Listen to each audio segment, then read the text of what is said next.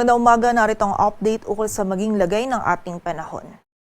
Makikita natin ngayon dito sa ating satellite animation itong mga kaulapan sa kanluran ng ating bansa. Ito ay dulot ng Intertropical Convergence Zone or ITCZ at magdadala pa rin ito ng maulan na panahon dito sa Palawan maging sa kanlurang bahagi ng Visayas at Mindanao. Kaya doble ingat pa rin po para sa ating mga kababayan dyan sa banta ng mga pagbaha at pagguho ng lupa. Samantala, ang easterlies naman o yung mainit na hangin mula sa dagat Pasipiko ay magdudulot din ng mataas na tsansa ng mga pag-ulan, pagkidlat at pagkulog dito sa malaking bahagi ng Southern Luzon. And sa kasalukuyan nga po, hindi pa rin nakakaapekto yung habagat or southwest monsoon sa anumang bahagi ng ating bansa. Ngunit posible pong bukas ay umiral ito muli dito sa may kanluran ng Southern Luzon at Visayas. At sa mga susunod na araw, posible din dito sa may kanluran ng Central Luzon. Kaya ina-expect po natin maging sa mga susunod na araw ay patuloy pa rin magiging maulan yung panahon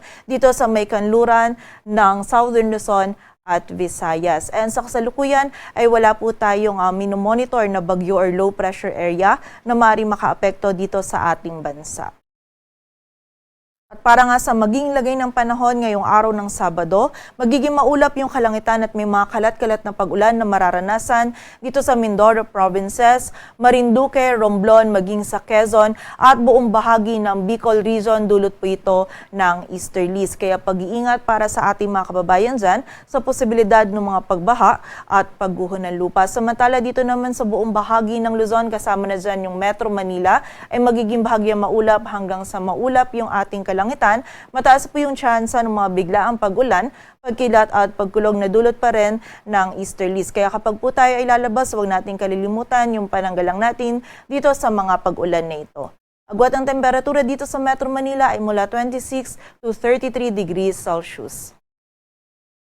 Samantala dito sa Central at Eastern Visayas ay meron din po tayong mararanasan ng mga kalat-kalat na pag-ulan, pagkilat at pagkulog na dulot ng easterly. Samantala, magiging makulimlim din yung panahon at meron din tayong paminsan-minsan na mga malalakas na pag-ulan na mararanasan, lalong-lalo na yan dito sa Palawan, maging sa Western Visayas, Negros Island Region, Zamboanga Peninsula, Barm at Sorsogon. Dulot po ito ng ITCZ. Kaya muli po, doble ingat pa rin para sa ating mga kababayan sa banta ng mga pagbaha at pagguho ng lupa. Samantala, sa nalalabing bahagi naman ng Mindanao ay meron tayong mararanasan lamang ng mga isolated o yung mga biglaang pag-ulan, pagkilat at pagkulog. Dulot pa rin ito ng ITCZ.